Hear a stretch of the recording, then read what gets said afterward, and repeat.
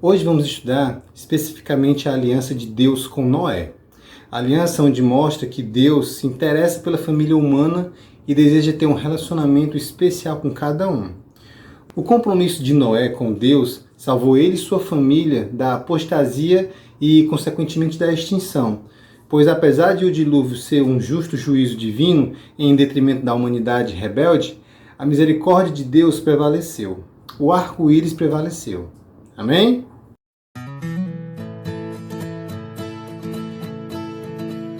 Olá, irmãos e irmãs. Mais uma vez estamos aqui no canal Farol 7. Eu sou Sami Paiva e o tema de hoje é Para Todas as Gerações.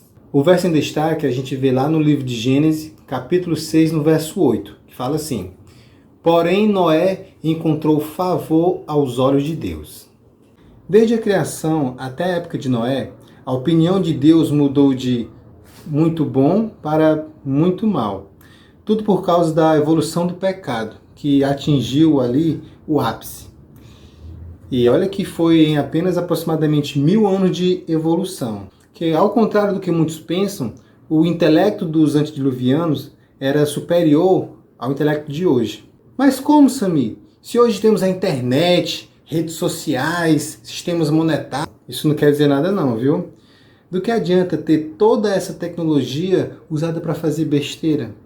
É preferível viver no interior ou no campo, fazendo uma coisa útil para a humanidade, do que viver em uma megalópole e ser uma massa de manobra para quem quer destruir o mundo. Eu digo isso, que o intelecto dos antediluvianos era superior à nossa hoje, partindo do princípio de que quanto mais próximo da fonte da perfeição, melhor. Tipo assim, Adão era mais inteligente do que Enoque, que era mais inteligente do que Sem, que era mais inteligente do que Abraão. Então, cada geração que passa, o homem fisicamente e intelectualmente vai se deteriorando lentamente. A própria ciência comprova isso. Não é como aquela analogia evolucionista. Para falar a verdade, é o contrário daquilo. O homem está ficando pior do que o macaco. Nós hoje estamos há quase 6.000 anos mais longe do primeiro ser humano perfeito. Entendeu o raciocínio?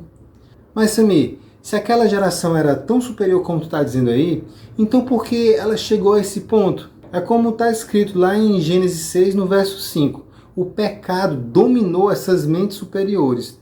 Porque o pecado ele é sobrenatural, é demoníaco e terrivelmente progressivo. O pecado não é como um corte ou uma ferida que possui um processo inerente e automático de cura.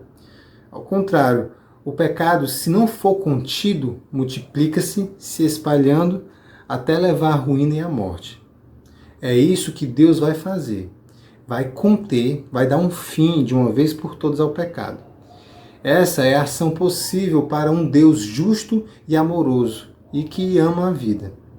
A boa notícia é que, embora Deus deseje acabar com o pecado, Ele quer salvar o pecador. E é disso que trata a aliança. Em meio a um mundo onde todos estavam dominados pelo pecado, havia uma luz: Noé. Só ele, naquela geração, confiava, escutava e obedecia a Deus. Por essa razão, Deus agiu através dele. Ele foi o pregador da justiça do seu tempo. Noé foi um grande exemplo, mas ele não era inalcançável.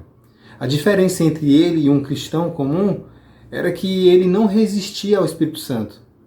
O grande problema do cristão hoje é que ele tem a oportunidade de fazer a vontade de Deus, mas ele acaba dando uma desculpa para ele mesmo e começa a priorizar outras coisas menos importantes.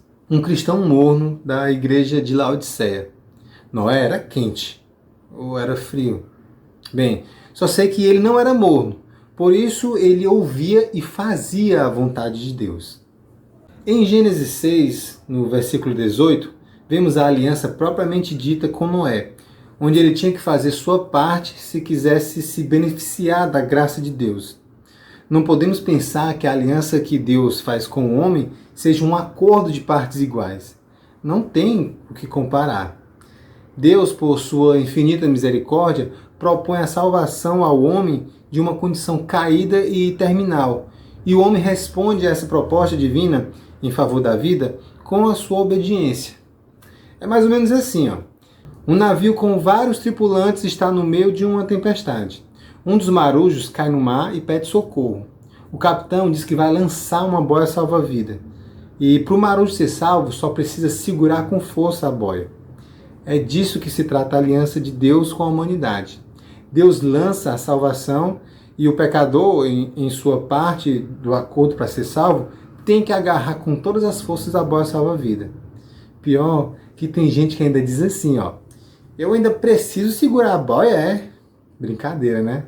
Em Gênesis 9, no verso 12 e 13, vemos Deus instituindo o arco-íris como aliança para salvar Noé, os da arca e as gerações futuras depois deles.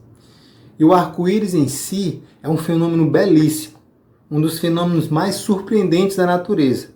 Não é à toa que o arco-íris é símbolo de organizações políticas, cultos, banda de rock, agências de viagem, porque realmente é lindo de se ver. E essa foi a intenção de Deus mesmo. O arco-íris usado para o bem continua sendo um espetáculo de Deus. Em Gênesis 7, no verso 23, na parte que fala ficou somente Noé e os que com ele ficaram na arca, encontra-se a primeira menção do conceito de remanescente na Bíblia. O remanescente que herdaria a nova terra julgada pelo Deus justo. Salvação baseada em uma aliança provida pela infinita misericórdia do justo juiz do universo. O remanescente foi preservado devido à ação misericordiosa desse Deus, ou seja, é tudo por ele. Essa é a graça de um Deus soberano que ama a sua criação, apesar dos pesares. Eu quero que você tenha em mente que essa história, em alguns anos ou em alguns dias, vai se repetir. E estamos na mesma condição dos antediluvianos. A questão é, você vai querer entrar na arca? Você vai querer escutar e obedecer ao Salvador? Você vai querer fazer parte do remanescente e herdar a nova terra? Então ore comigo assim. Senhor Jesus, por favor, eu te peço a partir de hoje, guia-me nos caminhos da tua salvação e me dá forças para que eu possa conhecer e obedecer à tua vontade e espalhar o teu evangelho ao mundo até a sua volta. Amém.